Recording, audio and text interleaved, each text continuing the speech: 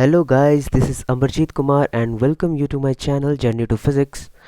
So guys, कैसे हो आप सब? और पढ़ाई लिखाई चल रही है? चलो यार बढ़िया है। तो गाइस, आई थिंक आपको काइनेमेटिक्स में एक प्रॉब्लम बहुत आती होगी, कई स्टूडेंट्स को आती है कि ग्राफ को कैसे डील करें, है ना? कि ग्राफ को कैसे डील करें सर। जैसे कि अगर मुझे डिस्प्लेसमेंट टाइम ग्राफ दे रखी है, वेलोसिटी टाइम ग्राफ दे रखी है, एक्सेलरेशन टाइम ग्राफ दे रखी है, या एक्सेलरेशन वेलोसिटी ग्राफ दे रखी है, या मैं बोल सकता हूँ वी एक्स ग्राफ दे रखी है। अगर ये सारी चीज़ें आपको दे रखी हैं तो आप क्या करोगे, कैसे आप इन ग्राफ का यूज़ कर सकोगे? तो गाइस, इन सभी ग्राफ को यूज़ करने से पहले आपको तो ये पता होना चाहिए कि स्लोप और टेंजेंट ऑफ एनी ग्राफ क्या होता है, ये पता होना चाहिए। दूसरा चीज़ आपको पता होना चाहिए area under any curve, area under any curve. तो सबसे पहले हम लोग ये समझते हैं, है ना गाइस? अगर आप स्लोप समझ जाओगे कि किसी भी कर्व का स्लोप क्या डिफाइन करता है, या एरिया जो है किसी भी कर्व के अंडर जो एरिया है उस ग्राफ में, वो क्या सिग्निफाई करता है, अगर आपको ये पता चल जाए तो आप कोई भी चीज़ के रिलेशंस को निकाल सकते हो, है ना? तो चलिए सबसे पहले शुरू करते हैं स्लोप। स्लोप तो स्लोप क्या होता है? अगर मान लो आपके पास वाई एक्स में कोई फंक्शन है, इसको एफ ऑफ एक्स आप दे दो। वो किसी भी तरीके का फंक्शन हो सकता है, वो स्ट्रेट लाइन हो सकता है, ये एक पैराबोला हो सकता है, ये एक कुछ भी हो सकता है, ये एक टाइप का एक्सपोनेंशियल फंक्शन भी हो सकता है, कुछ भी हो सकता है, किसी भी तरीके का फंक्शन हो सकता है, ट्रिग्नोमेट्रिक फंक्शन हो सकता है, पॉलिनोमियल फंक्शन हो सकता है, अलजेब्रिक फंक्शन, किसी तरह का फंक्शन हो सकता है। ओके गाइस, तो इसमें जो है y equal to f of x, इसमें जो x होता है वो क्या होता है? इंडिपेंडेंट वेरिएबल होता है ना, इंडिपेंडेंट वेरिएबल। और ये जो y होता है वो डिपेंडेंट वेरिएबल होता है, डिपेंडेंट वेरिएबल। ओके गाइस, थोड़ा डिफरेंशिएशन में आप लोगों ने पढ़ा होगा D Y by D X. तो D Y by D X होता क्या है गाइस? तो स्लोप के लिए हम लोग क्या करते हैं, स्लोप जो होता है उसको बेसिकली हम लोग बोलते हैं d Y by D x. Okay, मैं थोड़ा यहाँ पे ब्रीफ में जाऊँगा, मैं तो डिटेल में डिफरेंशिएशन को कवर नहीं कर रहा, यहाँ पे बस मैं ब्रीफ आइडिया दे रहा हूँ आपको यहाँ पे, क्योंकि ऑलरेडी आप लोगों ने डिफरेंशिएशन इंटीग्रेशन पढ़ रखा होगा। ओके, तो इसका मतलब होता क्या है? इसका मतलब ये होता है कि dx में चेंज होने की वजह से dy में कितना चेंज आ रहा है, वही हम लोग देखते हैं। उसी को हम लोग बोलते हैं rate of change of dy, sorry dy नहीं, इसको आप बोलोगे y, rate of change of y with respect to x is dy by D x. और ये dy बाई डी एक्स ही हमारा स्लोप एट दैट पॉइंट होता है। जैसे कि आप ये वाले चीज़ को बोलो, ये वाला जो पॉइंट है, मान लेते हैं ये कोई x1 पॉइंट है, तो यहाँ पे जो आप स्लोप खींचोगे, ये स्लोप, ये कुछ थीटा डिग्री एंगल बना रहा होगा, तो ये जो स्लोप है यही क्या है आपका? D Y by D x at point x1। Okay guys, तो स्लोप स्लोप समझ गए आप लोग, स्लोप क्या होता है। इसी तरीके से एरिया क्या होता है, आप थोड़ा एरिया समझ लो, area under curve, area under curve. उसी तरीके से अगर मैं बोलूँ, ये कोई एफ ऑफ एक्स ग्राफ दे रखा है, तो एरिया अंडर कर्व मतलब अगर मैं बोलूँ x1 से x2 के बीच में एरिया कितना है, तो आप बोलोगे ये वाला एरिया है। तो ये एरिया आप कैसे निकालोगे? एक्चुअली क्या है, x1 से x2 के बीच में बहुत सारे लोग होंगे, कुछ xn होगा, कुछ x3 होगा, x4 होगा, x5 होगा, बहुत सारे लोग होंगे, आपको सबको जोड़ना होगा ना। तो और ये सारे लोग क्या है, कंटिन्यूअस फैशन में, कंटिन्यूअस कंटिन्यूअस फैशन में है। तो कंटिन्यूअस फैशन में जब भी होंगे तो समेशन जो होगा वो इंटीग्रेशन बन जाएगा। Okay, integration. अगर डिस्क्रिट में होंगे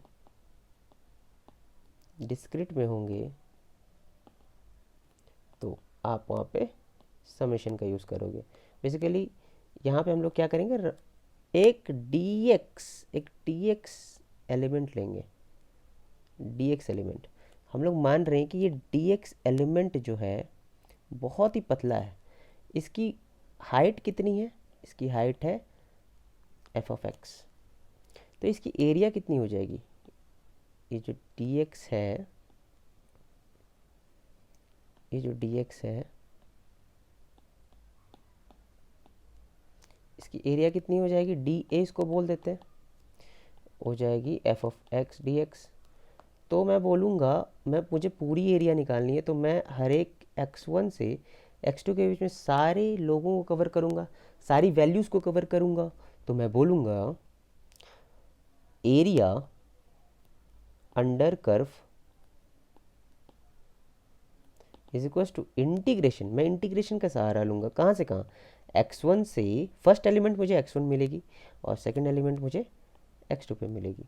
तो आपका टोटल एरिया आ जाएगा f of x d x integration from x1 to x2। या आप एरिया का थोड़ा मोड़ा आइडिया आपको हो गया होगा। ठीक है, चलिए अब सीधे हम लोग आते हैं डिस्प्लेसमेंट सारे ग्राफ में।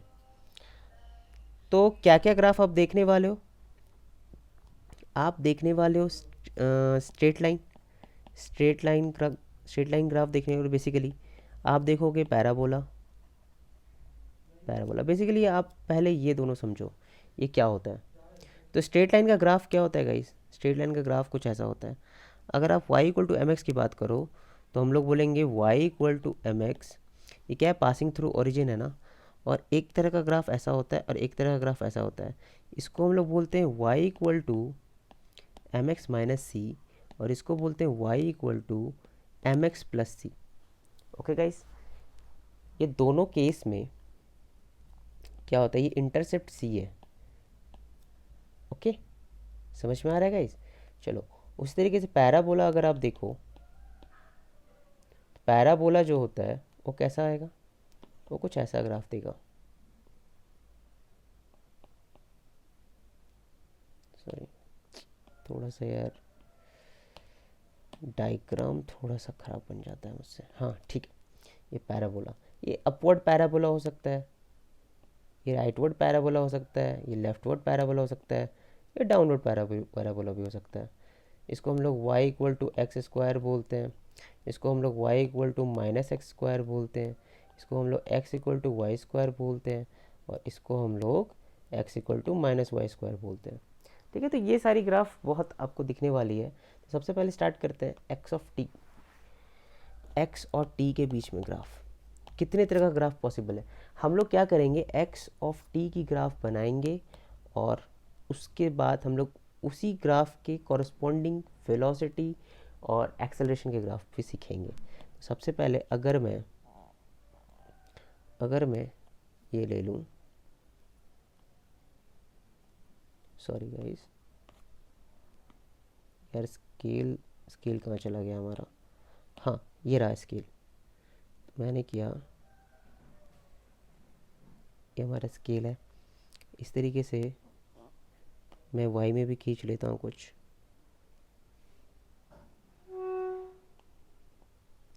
ठीक है, चलो अब वापस से हम लोग पेंसिल ले लेते हैं। मान लो पहला ग्राफ कुछ ऐसा होता, स्ट्रेट लाइन, पहला ग्राफ स्ट्रेट लाइन होता, ये एक्स है ये टी है। ओके, पहला ग्राफ ऐसा होता। तो इसके कॉरस्पॉन्डिंग आप देखो T1 पे क्या है, x1 है, T2 पे क्या है, x2 है, इसी तरीके से जब आप देखोगे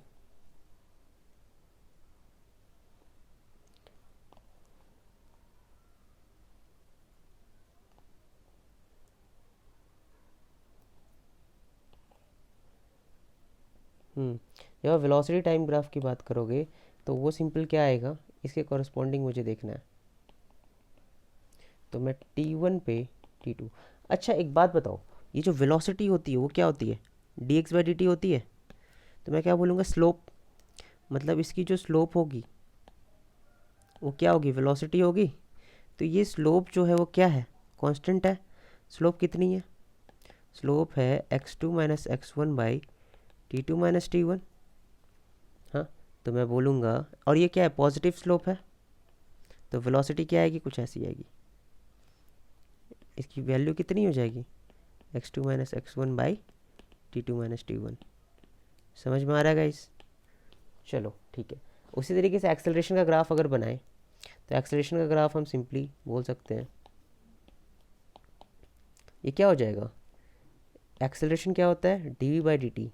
तो मैं बोल सकता हूँ इसका जो स्लोप होगा वो क्या होगा, एक्सेलरेशन होगा। इसका स्लोप कितना है, 0। तो मैं बोलूँगा t1 t2 पे एक्सेलरेशन क्या है, इसको थोड़ा कलर चेंज कर लेते हैं ताकि पता चल पाए, क्या है, 0 है। ओके गाइस, ये बात समझ में आई। तो ये तो ग्राफ था स्ट्रेट लाइन का। अगर मैं ग्राफ बनाऊं,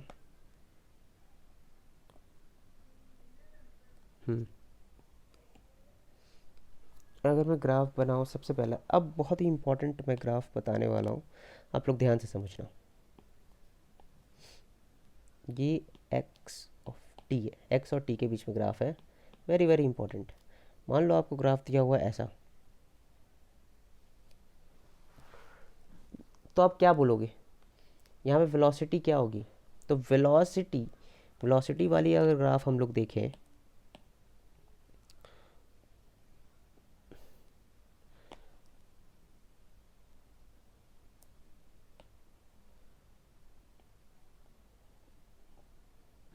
चलो वेलोसिटी वाली ग्राफ देखते हैं। तो वेलोसिटी वाला अगर ग्राफ देखें तो कैसा हो जाएगा, आप देखो, अगर 3 पॉइंट लिया जाए, मान लेते हैं ये पॉइंट और ये पॉइंट, तो वेलोसिटी क्या है, एक्स ऑफ टी का जो टेंजेंट होता है वही देता है ना। तो मान लेते हैं इस t1 समय पे जो टेंजेंट है वो ऐसा है, कुछ थीटा एंगल हॉरिजॉन्टल से बना रहा है, ये कुछ बना रहा है थीटा 2, और ये कुछ बना रहा है थीटा 3। तो यहाँ पे वेलोसिटी चेंज कर रही है ना, velocity changes because tangent changes, tangent बदल रही है तो वेलोसिटी चेंज कर रही है यहाँ पे। हाँ, तो मैं बोलूँगा अगर मैं 3 पॉइंट्स ले रहा हूँ यहाँ पे t1 ले रहा हूँ, यहाँ पे t2 ले रहा हूँ, और यहाँ पे t3 ले रहा हूँ, मान लेते हैं। तो ये देखो, एक बात बताओ, ये टेंजेंट जो है क्या हो रहा है, बढ़ रहा है ना। ध्यान से देखो, ये थीटा 3 है, वो सबसे ज़्यादा है, और यहाँ पे टेंजेंट ड्रॉ कर रहे हो तो वर्टिकल की तरफ वो सबसे ज़्यादा टेंड कर रहा है। जो टेंजेंट वर्टिकल के सामने होगा, उसकी स्लोप सबसे ज़्यादा होगी। मतलब इस केस में theta 3 is greater than theta 2 is greater than theta 1, इसीलिए इसकी टेंजेंट सबसे ज़्यादा होगी। तो मैं बोल सकता हूँ यहाँ पे जो वेलोसिटी है वो टाइम के साथ बढ़ रही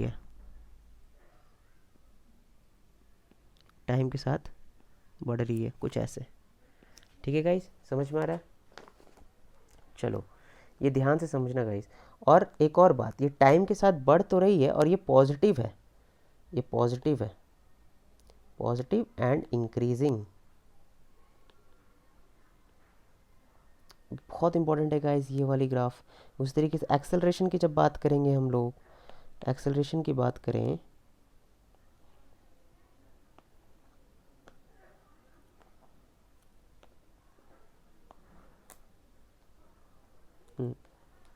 एक्सेलरेशन की अगर बात करें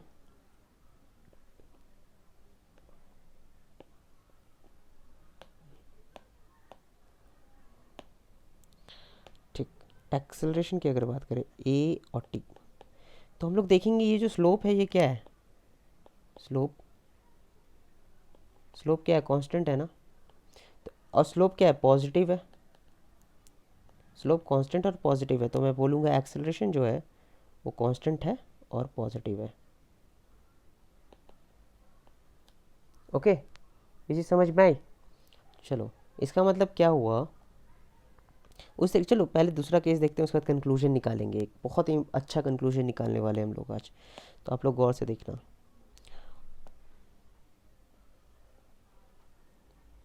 एक काम करते हैं, 3 हम लोग खींच ही लेते हैं एक बार में, ये लफड़ा ही ख़त्म हो जाएगा।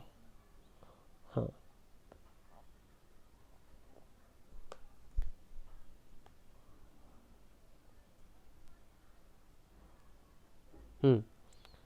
ये हो गया पहला,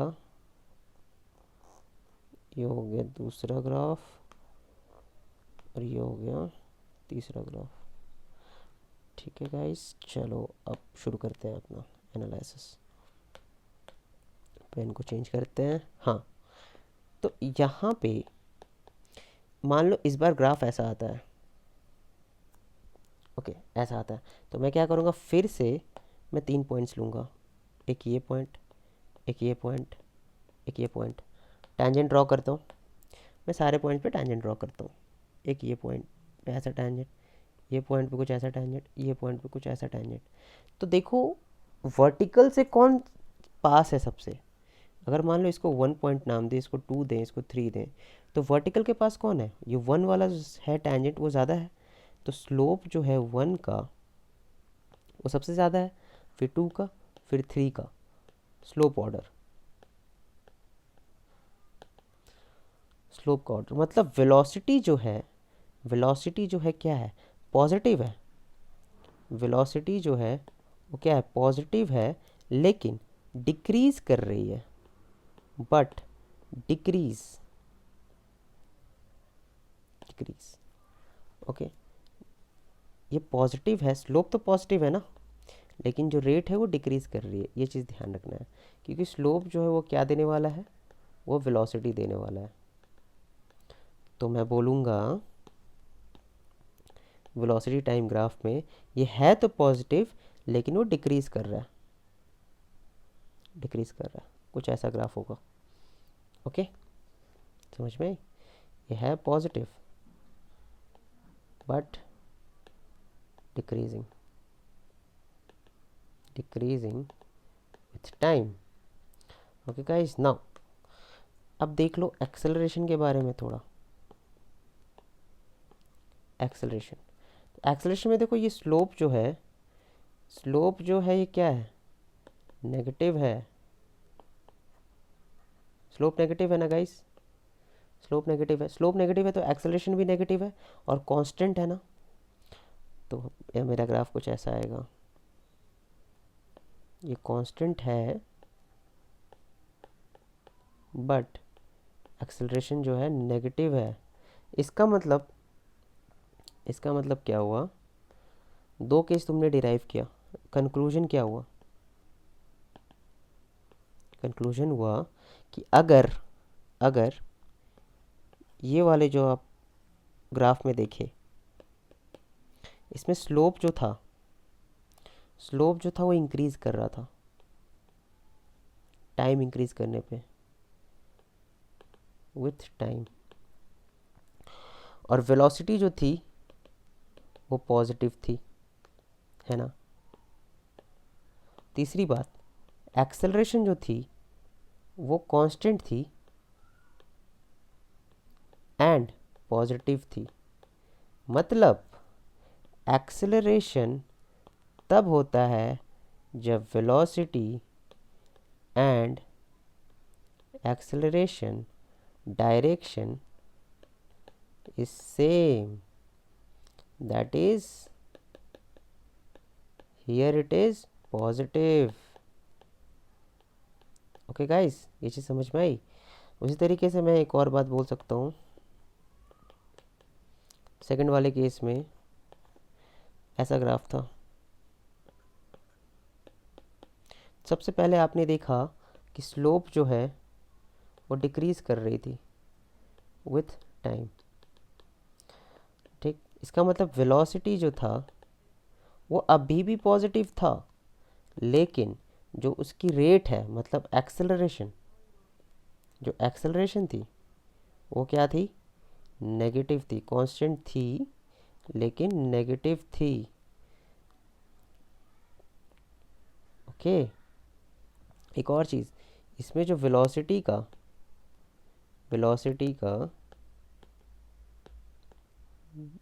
बढ़ने का रेट बढ़ रहा था, सॉरी बढ़ रहा था नहीं, मतलब कांस्टेंट, ये तो मैंने बोल दिया। अच्छा, ये टॉपिक, ये वाली पार्ट मैंने लिख दी है तो इसको लिखने की ज़रूरत नहीं है, सॉरी। मतलब मैं कहना चाहता हूँ सिंपली कि यहाँ पे एक्सेलरेशन और वेलोसिटी सेम डायरेक्शन में है, तो वेलोसिटी टाइम के साथ बढ़ रही है। लेकिन आप यहाँ पे देखो तो एक्सेलरेशन जो है नेगेटिव है, जिसके कारण वेलोसिटी टाइम के साथ घट रही है।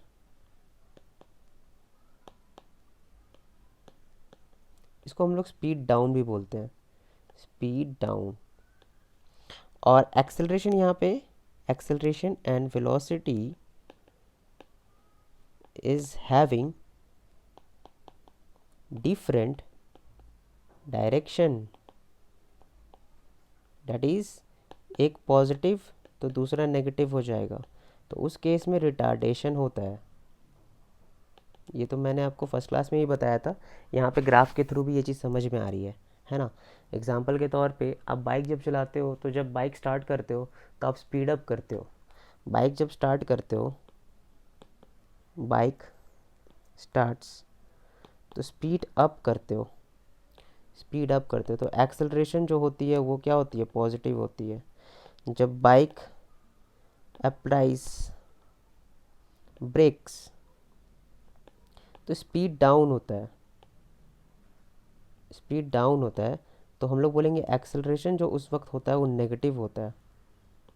ठीक है, ये चीज़ें आपको ध्यान रखनी है गाइस, बहुत इंपॉर्टेंट है। ओके, उसी तरीके से ये तो हो गया ग्राफ की बातें, है ना, ये तो हो गई ग्राफ की बातें। चलो एक एग्जांपल लेते हैं।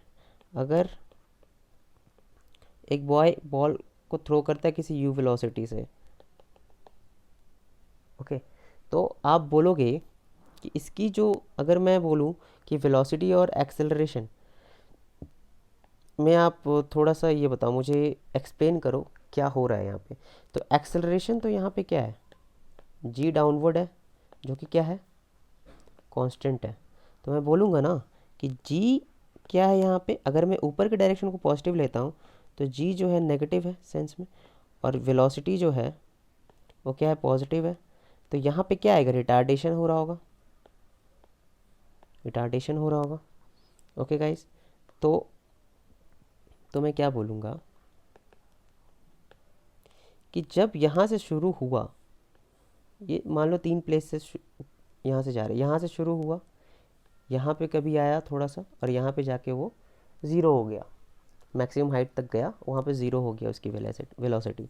तो मैं क्या बोलूँगा, ये वेलोसिटी जो है अभी भी पॉजिटिव डायरेक्शन में है, लेकिन इसकी जो बढ़ने की रेट है वो घट रही है। ये अभी भी बढ़ रहा है, यहाँ पे here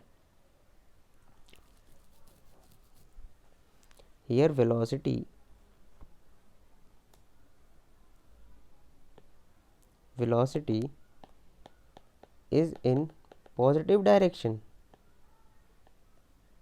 but acceleration is in negative direction. That's why the ball is speeding down. ये चीज़ समझ में आई, मतलब किस तरीके से हम लोग यहाँ पे काम कर रहे हैं। ये तो स्लोप का तो आप लोगों ने देख लिया। अब इसी तरीके से मैं अगर बोलूँ कि अगर आपको दे रखा है v और t का ग्राफ, तो आप क्या बोलोगे, इसकी जो एरिया है वो आपको क्या देगी, x देगी, डिस्प्लेसमेंट देगी। Area of v t will give you as displacement. उसी तरीके से area of a t acceleration time graph will give you the velocity. ये चीज़ें आपको ध्यान रखनी है। ओके गाइस, चलो ठीक है, आज के लिए इतना ही। थोड़ा सा बेसिक अंडरस्टैंडिंग ऑफ ग्राफ मुझे आपको बताना था, जो कि मैंने बता दिया। इसके बाद हम लोग क्या करेंगे, क्वेश्चंस करेंगे। हम लोगों ने थ्योरी तो बहुत कवर कर लिया, अब हम लोग क्वेश्चंस लगाएंगे। हम लोग अच्छे अच्छे क्वेश्चंस लगाएंगे, जिसमें कि मैं काइनेमेटिक्स के क्वेश्चंस भी लूँगा, मिक्सचर क्वेश्चन लूँगा, कुछ उसमें आपके ग्राफ के क्वेश्चंस भी लूँगा, ठीक है। उसमें एवरेज वेलोसिटीज़ के भी क्वेश्चन लूँगा। तो मैं वो क्वेश्चंस को 3 पार्ट में करवाऊँगा। उसके बाद मैं रिलेटिव कॉन्सेप्ट स्टार्ट करूँगा। Okay guys, so thank you guys. आज के लिए इतना ही। पढ़ाई करते रहना, और वीडियो अच्छी लगी हो तो लाइक करना, शेयर करना, सब्सक्राइब करना, और कोई भी प्रॉब्लम होगा तो कमेंट सेक्शन में आप लोग पूछ सकते हो, ठीक है। Thank you.